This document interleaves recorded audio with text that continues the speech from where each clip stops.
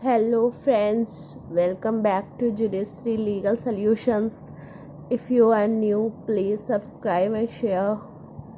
Video when we discussed section 5 of Indian Evidence act, उसमें कहा गया था कि अगर कोई फैक्ट रेलेवेंट है एंड या फिर फैक्ट इन इशू है तो हम उसका एविडेंस दे सकते हैं अगर वो फैक्ट जो है कहीं पे भी प्रोहिबिटेड ना हो। तो अब जब हम section 56, 57, 58 of Indian Evidence act को हम देखते हैं तो इसको हम ये भी प्योरली प्रोहिबिटेड भी नहीं कह सकते, पर यहाँ पर पार्टीज़ को ज़रूरत ही नहीं है, need not be proved these facts. मतलब कि यहाँ पर आपको कोर्ट बिना प्रूव करे ही कोर्ट ये मान लेगा, कोई भी फैक्ट को बिना प्रूव करे ही कोर्ट ये मान लेगा कि जो ये फैक्ट है वो प्रूफ हो चुका है। ओके, यहाँ पर कुछ ऐसे फैक्ट्स आते हैं जैसे कि जो फैक्ट जो है जजेस को और कोर्ट को पता होते हैं, वो इस वजह से नहीं पता होते हैं क्योंकि आप पर्सनली नोन हैं जजेस के, बल्कि इस वजह से पता होते हैं बिकॉज़ वो फैक्ट्स लाइक इस तरह से हैं कि वो या तो नेशनल इम्पोर्टेंस के हैं, इंटरनेशनल इम्पोर्टेंस, इस तरह का कोई भी इशू है जो कि जनरल पब्लिक जानती ही है। जैसे कि अगर ये चीज़ कोर्ट में आए कि हमारा प्राइम मिनिस्टर प्रेजेंटली कौन है, तो कहेंगे कि हमारे present prime minister honourable mister Narendra Modi साहब है, तो इसके लिए ये प्रूफ करने की ज़रूरत नहीं है कि वो अभी प्रेजेंटली प्राइम मिनिस्टर है। ये कोर्ट खुद ही जुडिशली नोटिस कर लेगा। या फिर कोई इस तरह का फैक्ट हो लाइक अभी इंडिया में कोरोना चल रहा है, इस वजह से मैं घर पे बंद था, बाहर नहीं निकल पाया, तो यहाँ पर ये प्रूफ करने की ज़रूरत नहीं है कि लॉकडाउन चल रहा है। यहाँ पर कोरोना पेंडेमिक जो है कोर्ट के नोटिस में ऑलरेडी, यहाँ पर एक तरह से हम कह सकते हैं कि जो फैक्ट्स हैं 56 till 58 of Indian Evidence act, वो एक स्पेशल प्रोविज़न है। इसको ये एक तरह से पार्टीज़ को इनेबल करता है कि आपको एविडेंस देने की यहाँ पर ज़रूरत नहीं है।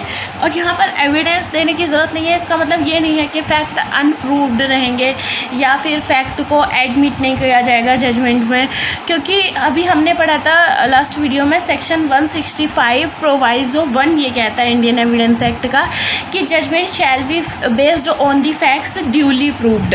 तो फैक्ट जजमेंट, किसी भी फैक्ट को जजमेंट के लिए कंसीडर करने के लिए that fact must be duly proved, ये कहा गया है सेक्शन 165 के प्रोवाइजो 1 में।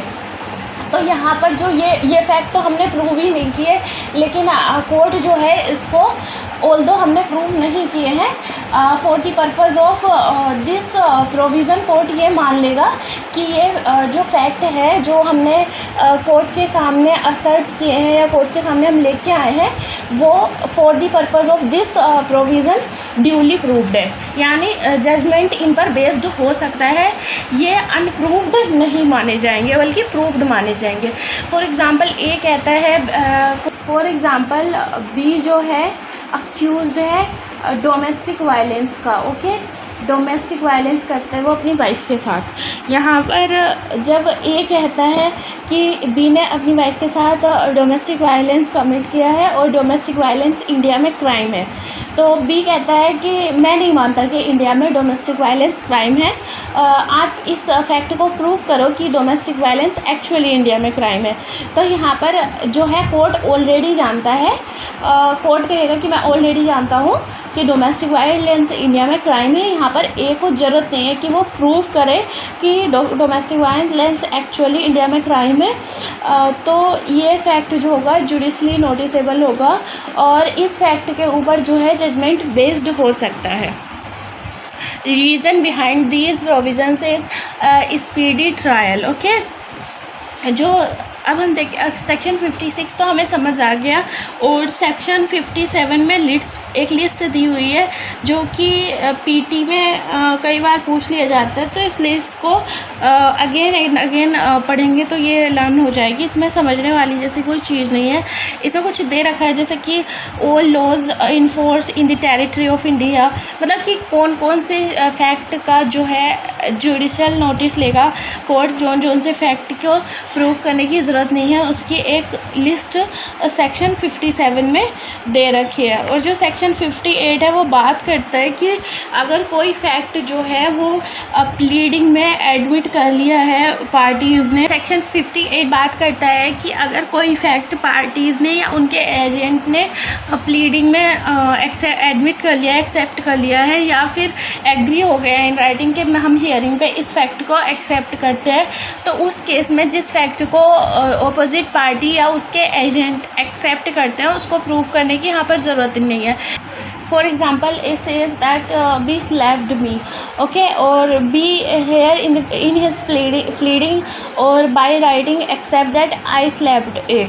अब जब बी एक्सेप्ट कर रहा है इस फैक्ट को कि मैंने उसके एक थप्पड़ मारा है, तो यहाँ पर थप्पड़ मारा है ये चीज़ प्रूफ करने की ज़रूरत ही नहीं है, ये सेक्शन 58 कहता है। लेकिन इसमें ना ज़रूरत है नहीं प्रूफ करने की, और जनरली प्रूफ भी नहीं किया जाएगा, लेकिन कोर्ट की डिस्क्रिशन है। अगर कोर्ट को लगता है कि नहीं, ऑल्दो बी एक्सेप्ट कर रहा है, फिर भी ए को प्रूफ करना पड़ेगा इंटरेस्ट ऑफ जस्टिस में, उस कोर्ट को ऐसा लगता है। फॉर एग्जांपल कोर्ट को लगता है कि ए ने बी को प्रेशराइज कर रखा है, इस वजह से बी एक्सेप्ट कर रहा है, कुछ भी लगता है, तो उस केस में जो है कोर्ट ए को रिक्वायर कर सकती है कि वो फैक्ट प्रूव करें बिफोर दी कोर्ट, ओके।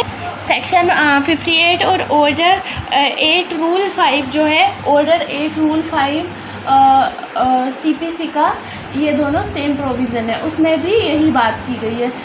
उसमें भी अगर पार्टी एक्सेप्ट कर लेती है तो उसको प्रूफ करने की ज़रूरत नहीं है, और कोर्ट जो है अगर कोर्ट को लगता है कि प्रूफ करना in the interest of justice होगा तो कोर्ट में require to prove this facts, okay. और इसमें भी और इसमें यह भी कहा गया है कि अगर प्लेंट फाइल कर देता है पर डिफेंडेंट जो है WS फाइल नहीं करता है तो वो डीम्ड एडमिशन माना जाएगा for the purpose of order 8 rule 5 of CPC। इसको डिटेल में मैं CPC में पढ़ाऊँगी, but this both are similar provisions, okay. So here in the cases of section 58 Indian Evidence Act and order 8 rule 5 CPC जो है deemed माना जाएगा कि ये डीम्ड माना जाएगा कि जो फैक्ट एडमिट किया गया है वो प्रूव हो गया है by admission.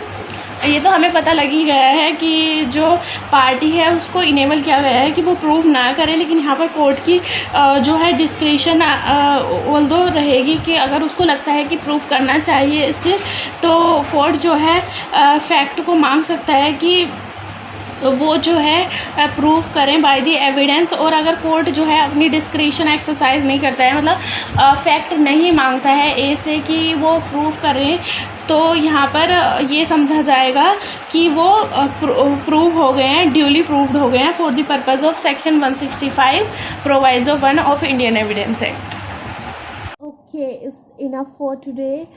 Please subscribe my channel so that आप लोगों को सबसे पहले मेरी वीडियो मिलती रहे। तो आप लोग सब्सक्राइब कर रहे हो, और सब्सक्राइब करने के बाद जो बेल आइकन दिखाई देगा आप उसको प्रेस करें। Please share and comment and like. आप लोगों का share, comment, like and subscribe भी मेरे को मोटिवेट करता है फर्दर ऑन अच्छी वीडियो बनाने के लिए। बहुत मेहनत लगती है एक वीडियो को बनाने के लिए, और उसका फ्रूट होता है आप लोगों के share, subscribe and like and comment. Okay, bye.